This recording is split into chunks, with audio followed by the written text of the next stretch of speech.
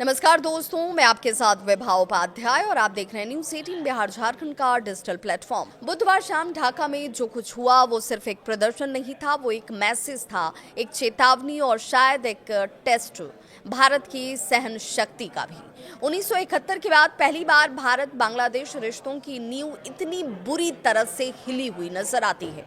भारतीय उच्चायोग पर धावा क्या हुआ ढाका में, ये सब कुछ हम आपको बताने वाला है। ढाका के परिधारा डिप्लोमेटिक जोन को देश का सबसे सुरक्षित इलाका माना जाता है, लेकिन बुधवार को हजारों की संख्या में इस्लामी कट्टरपंथी पुलिस बैरिकेड को तोड़ते हुए सीधे भारतीय उच्चायोग के गेट तक पहुंच गए। नारे लगाए गए, दिल्ली नहीं ढाका, भारत का दलाल होशियार, इस तरीके के नारे जो हैं वो लगाया जाता है। और शेख हसीना को वापस करो। प्रत्यक्षदर्शियों ने यहां तक दावा किया है कि पुलिस मुख्य दर्शक बनी नजर आई। रोकने की कोई गंभीर कोशिश तो दूर दूर तक नहीं दिखी। सवाल यहीं से उठता है कि क्या ये सब बिना सरकार की जानकारी के हो सकता है। सवाल ये भी बड़ा है कि भारत विरोध आखिर क्यों नजर आता है बांग्लादेश में, जिस देश को भारत ने 1971 में अपने सैनिकों के खून से आजाद कराया, जिस देश के राष्ट्रपिता शेख मुजीब भारत के सबसे करीबी मित्र थे, वहीं आज भारत के खिलाफ नारे क्यों लगाए जा रहे हैं। भारतीय दूतावास निशाने पर क्यों है। जवाब छिपा है पिछले 6 महीनों की क्रोनोलॉजी पर। 6 महीनों में कैसे ये पूरा का पूरा एक तरीके से खेल खेला जाता है, पूरी क्रोनोलॉजी को हम आपको समझाने वाले हैं। अगस्त 2024 से शुरुआत इसकी करते हैं। तख्ता पलट और फिर अराजकता। शेख हसीना की सत्ता से विदाई के बाद हिंदुओं और अल्पसंख्यकों पर हमले शुरू हो जाते हैं। शेख मुजीब रहमान की मूर्तियों को तोड़ दिया जाता है। इसे भारत की हार बताकर प्रचार किया जाता है। यूनुस सरकार ने इसे हालांकि राजनीतिक प्रतिक्रिया कहकर नजरअंदाज कर दिया। कट्टरपंथियों के हौसले इसी से बढ़ते नजर आए। सितंबर 2024 याद कीजिए, जब आतंकियों की रिहाई होती है। अंसारुल्लाह बांग्ला टीम के आतंकी जसीमुद्दीन रहमानी जेल से बाहर आ जाता है और भारत को खुलेआम धमकी दी जाती है। चिकन नेक काट देने की धमकी दी जाती है। पूर्वोत्तर भारत अलग कर देंगे, यहां तक कहा जाता है। ये सीधा भारत की संप्रभुता है उस पर हमले के तौर पर देखा गया था। 8 सितंबर को खुली धमकी पर ये लोग उतर आते हैं। रहमानी का बयान आता है, अगर भारत पंगा लेगा तो 7 पूर्वोत्तर राज्य अलग हो जाएंगे। ये सिर्फ बयान नहीं था, यह आतंकी ऐलान था।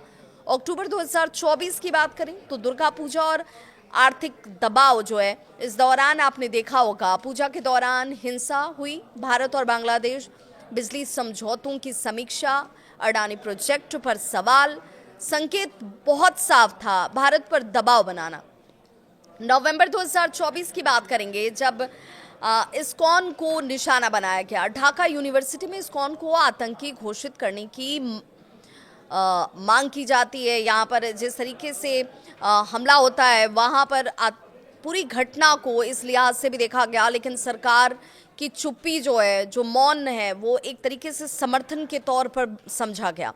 भारत से आयात घटाने की जब चर्चाएं शुरू हुई, पाकिस्तान से सीधे व्यापार की बात शुरू कर दी जाती है। दिसंबर 2024 में चिकन नेक ब्लॉक करने की बात हुई। रिटायर्ड जनरल और एक्सपर्ट्स खुले मन से ये कहने लगे कि चीन की मदद से चिकन नेक बंद करने की सलाह, ये एक रणनीतिक युद्ध की भाषा के तौर पर जानकारों ने इसे देखा और समझा। दिसंबर 2024 ही था जब चिन्मय कृष्णदास की गिरफ्तारी होती है। हिंदू नेता पर देशद्रोह का झूठा आरोप लगा दिया जाता है।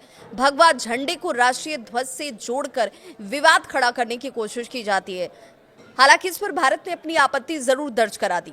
बांग्लादेश का रिएक्शन आया कि आंतरिक मामला है ये, यहीं से सड़कों पर भीड़ जो है वो उतरने का सिग्नल लोगों को, या इस तरह की मानसिकता के लोगों को हासिल हो गया।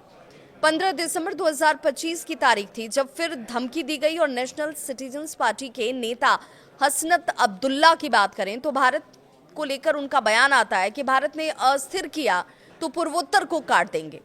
भारत ने बांग्लादेशी उच्चायुक्त को इस बाबत तलब किया और 17 दिसंबर की तारीख जब भारतीय दूतावास की घेराबंदी की जाती है, हजारों प्रदर्शनकारी नारेबाजी करते हुए नजर आते हैं और दूतावास पर धावा कर देते हैं।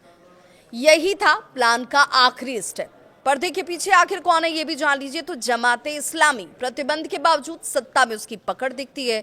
स्टूडेंट विंग ने भीड़ को जुटाया। 2021 आपको याद होगा, जब मोदी यात्रा के दौरान हिंसा भी इसी संगठन की तरफ से की जाती है। पाकिस्तान का कनेक्शन भी खुलकर दिखा, जिसमें कराची से सीधे कार्गो जहाज, पाक उच्चायुक्त की बढ़ती हुई गतिविधि, जनरल आसिम मुनीर का परोक्ष रूप से समर्थन इस दिशा में इशारा करता है। एक्सपर्ट्स भी मानते हैं कि 1971 का बदले के तौर पर इसे पाकिस्तान ने देखा होगा।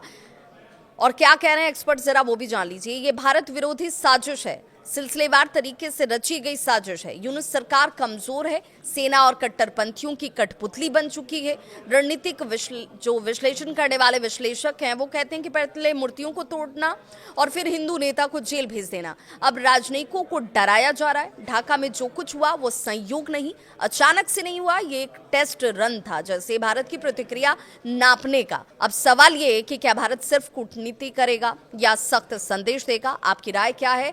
क्या भारत को अब सॉफ्ट डिप्लोमेसी छोड़नी चाहिए? अपनी राय कमेंट बॉक्स में जरूर साझा करें।